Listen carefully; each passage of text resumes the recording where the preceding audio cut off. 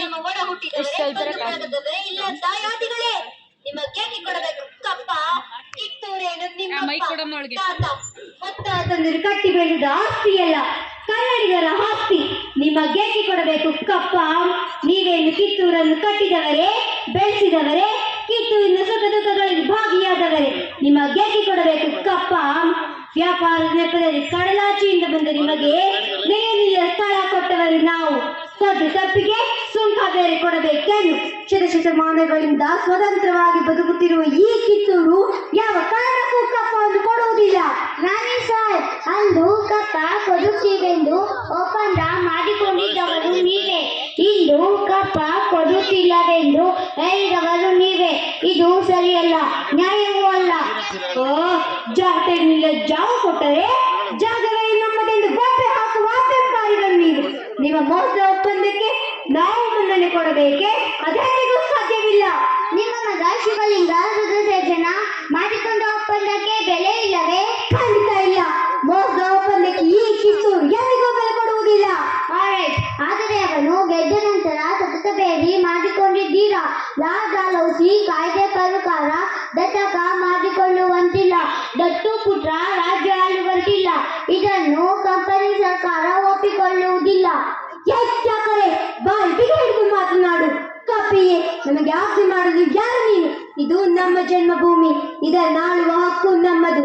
ನಮ್ಮ ನಾಡ ಸಿಂಹಾಸನ ದೊರೆಯನ್ನು ನೇಮಿಸಬೇಕಾದವರು ನಾವು, ನೀವಲ್ಲ.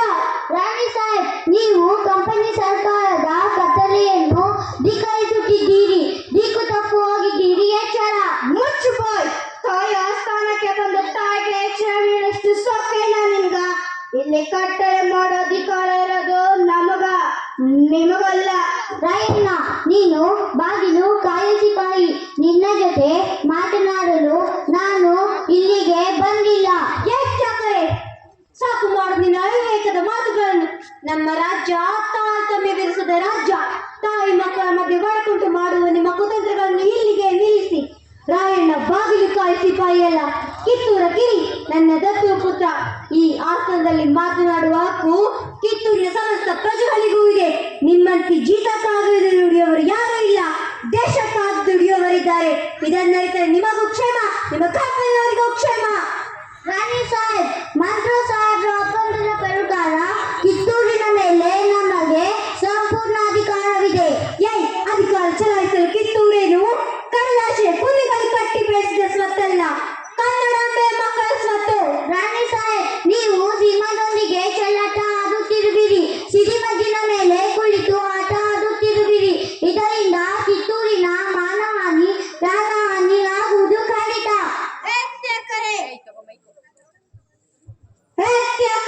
ಕನ್ನಡಿಗರ ಮಾನ ಅಭಿಮಾನ ನಿನ್ನಂತ ಗಜ್ಜಿನಾಗೆ ಗೊತ್ತೈತಿ. ಇದು ಕೆಚ್ಚಲೆ ಕಲಿಗಳ ಬೀಡೈತಿ. ಅಂಜಿಕೆ ಎಂಬುದರಲ್ಲಿ ದನ್ನಾಡೈತಿ.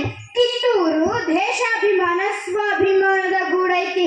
ಇಂಥ ನಾಡ್ಗ ನೀನ್ ಜೀವ ಭಯ ತೋರಿಸಿ ಬದುಕೋ ಆಸೆ ನಿಮ್ಗಿದ್ದಂಗಿಲ್ಲ.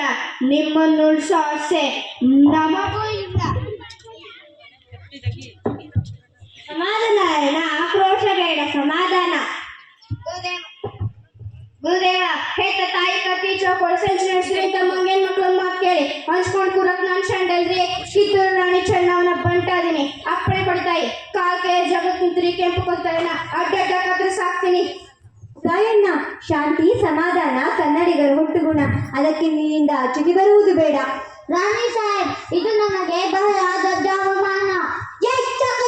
ನಿನಗೆ ಜೀವದಾನ ಮಾಡ್ತೇನೆ, ಹೊರಟು ಹೋಗು. ಆಲ್ರೈಟ್, ಇದರ ಪ್ರತಿಫಲವನ್ನು ಆದಷ್ಟು ಬೇಗ ನೀವು ಕಾಣುತ್ತೀರಿ.